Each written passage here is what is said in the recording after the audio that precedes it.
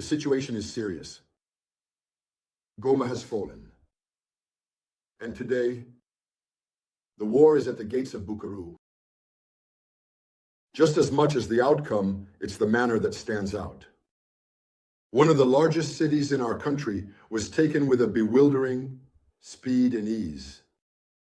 I would first like to pay tribute to the memory of our soldiers who fell on the field of honor and express all our support for our troops.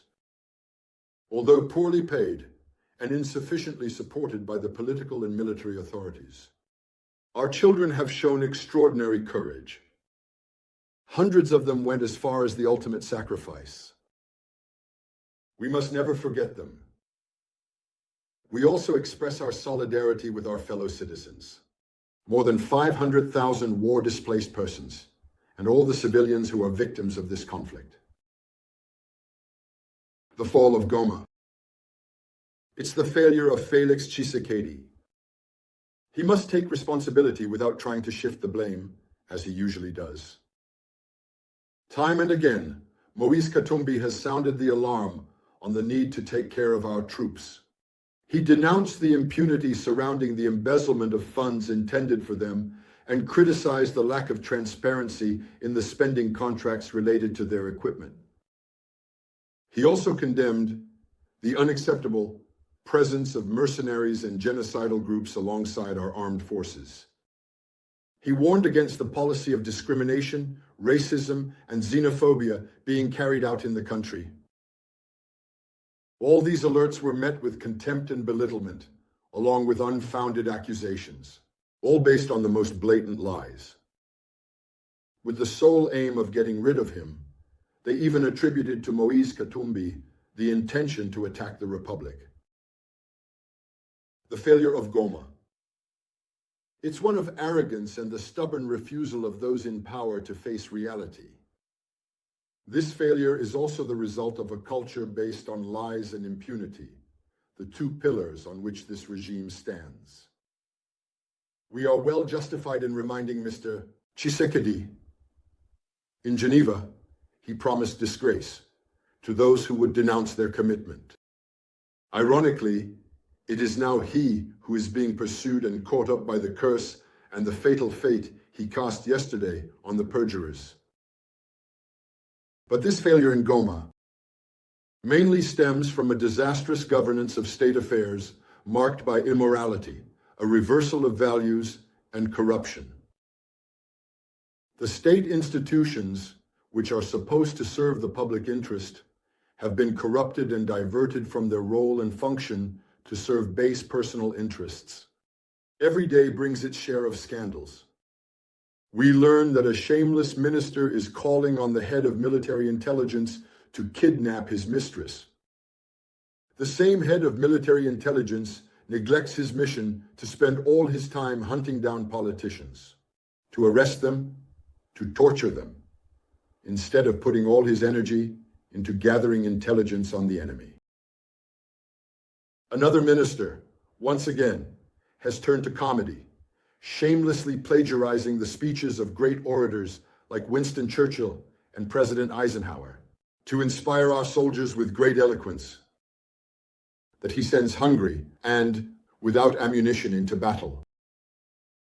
During this time, another one, certainly under the influence of drugs, takes pleasure in handing out death sentences as if they were merit badges.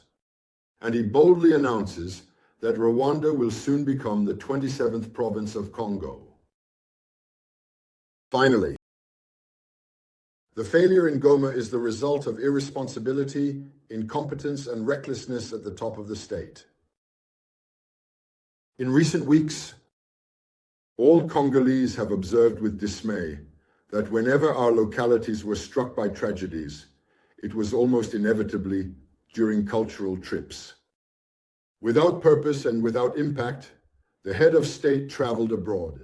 A trip accompanied by indecent appearances during celebrations as trivial as sporting events in times of war.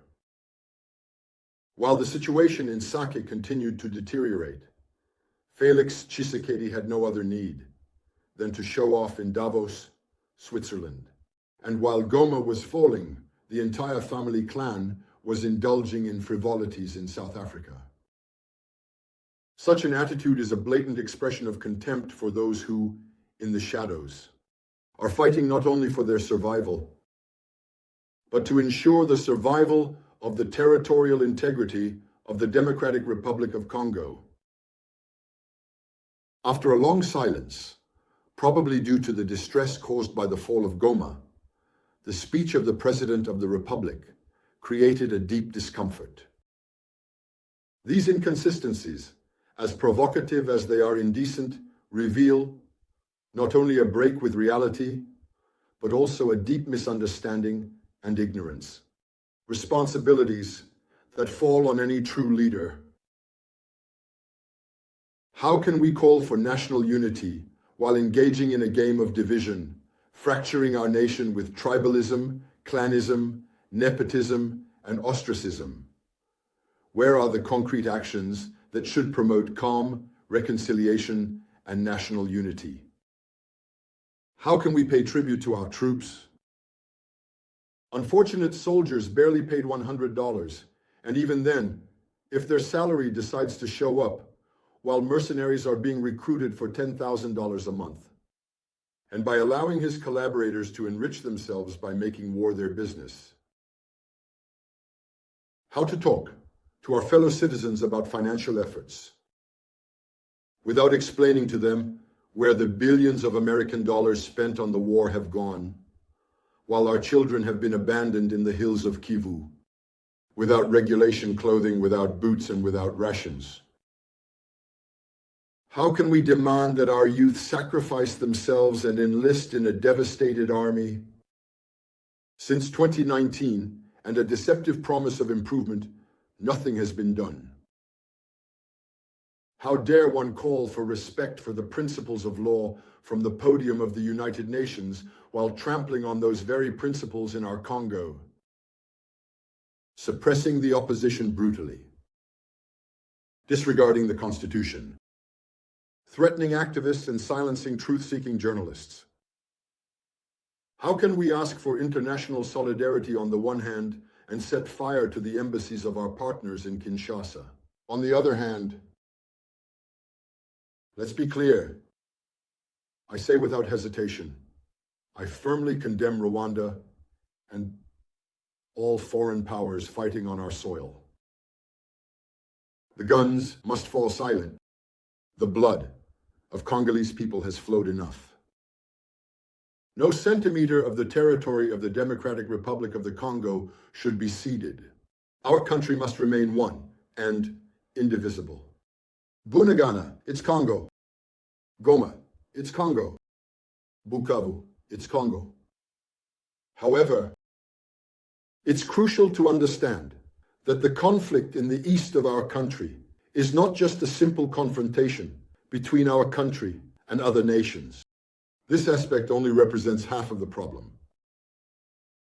The other half lies in the internal conflict among Congolese. One of Felix Tshisekedi's biggest mistakes has been the institutionalization of tribalism, discrimination, and exclusion.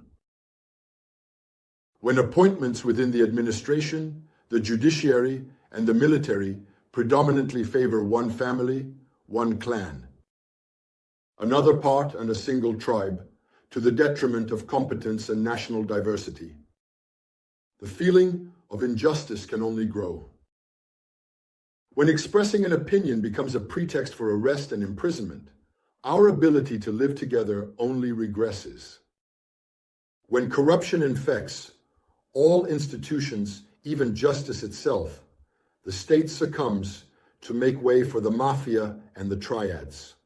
We find ourselves today at a crucial crossroads for the future of our country. As Felix Tshisekedi gets bogged down in his logic of war, resorting to mercenaries and the FDLR, he stubbornly insists on changing the Constitution solely to maintain power, and to continue, with excessive greed, the trap of our country. That he silences the free press, and that he even cuts the signal of international channels to silence any critical voice that he reinstates the death penalty to impose a reign of terror, that he stops his opponents, or they condemn them to exile, using street pressure against Western powers, without understanding the serious consequences that have led to looting, acts of vandalism, and fires. And they refuse to negotiate both, with armed and peaceful oppositions. They destroy any possibility of finding a constructive solution to the crisis. Disconnected from reality. Felix Tshisekedi is an arsonist, surrounded by flames. He undermines the peace processes initiated in Luanda and Nairobi. He makes the prospects for reconciliation and peace feel a little more distant every day. By stubbornly sticking to this path, he is relentlessly driving the country towards its destruction, like Sudan or Haiti. Unable to recognize his mistakes, he is no longer part of the solution. He has become the problem himself and must unequivocally step aside to make way for a true dynamic of change. By being critical for our nation, it is essential to face reality. With courage and determination, we will continue our fight for a nation built on unity, justice, and dignity for all Congolese.